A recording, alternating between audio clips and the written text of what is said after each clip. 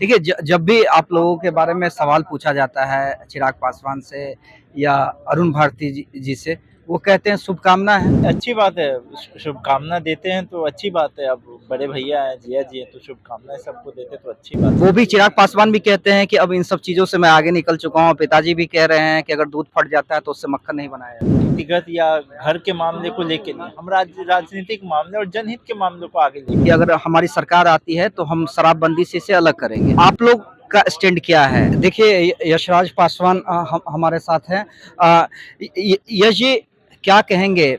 आप मेहनत कर रहे हैं, पिताजी मेहनत कर रहे हैं, बड़े भाई मेहनत कर रहे हैं और सबसे बड़ी बात है कि पार्टी के हर एक कार्यकर्ता और हर एक नेता मेहनत कर रहे हैं। लगता है इस मेहनत का जो रिजल्ट है वो बिहार विधानसभा चुनाव में मिलेगा?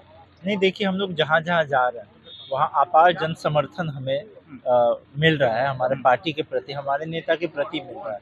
और हमारी खुद व्यक्तिगत इच्छा तो हम राजनीति में इसीलिए जुड़े थे कि हम चाहते थे कि जो लकीर बड़े पापा और हमारे पिताजी और हमारे छोटे पापा ने खींची थी, बस उस लकीर को हम कुछ कुछ हद तक भी आगे बढ़ा सकें।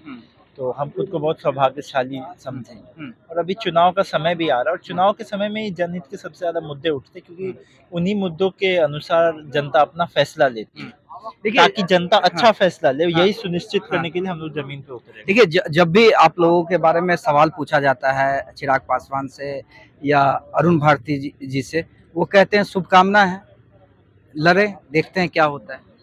अच्छी बात है, शुभकामना देते हैं तो अच्छी बात है। अब बड़े भैया हैं, जिया जी हैं, तो शुभकामनाएँ सबको देते तो अच्छी बात है। लेकिन पिताजी तो कह रहे हैं, अ, वो भी चिराग पासवान भी कहते हैं कि अब इन सब चीज़ों से मैं आगे निकल चुका हूँ। पिताजी भी कह रहे हैं कि अगर दूध फट जाता है तो उससे मक्खन नहीं बनाया जाता। नहीं, क्योंकि देखिए हमारी पार्टी ख़ास करके हम लोग आगे बढ़े हैं कोई व्यक्तिगत या घर के मामले को लेके नहीं, हम राजनीतिक मामले और जनहित के मामलों को आगे लेके बढ़े हैं।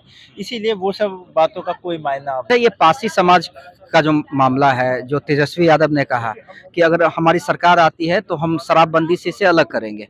उसके बाद देर रात कल चिराग पासवान ने भी कहा कि हम भी चाहते हैं, क्योंकि इससे पासी समाज को दिक्कत होता है।